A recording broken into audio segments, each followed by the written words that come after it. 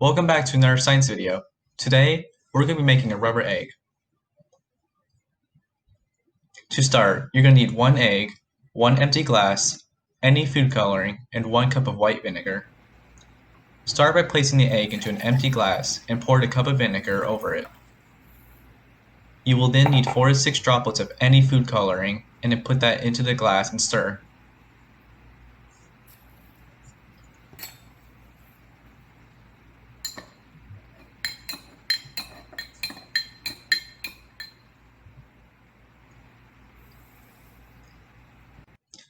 Let the egg soak in vinegar for at least 2 days before removing it and then rubbing the shell off gently in the bowl of water.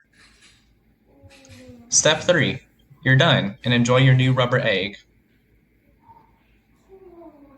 Try experimenting with different food colorings with the egg next time.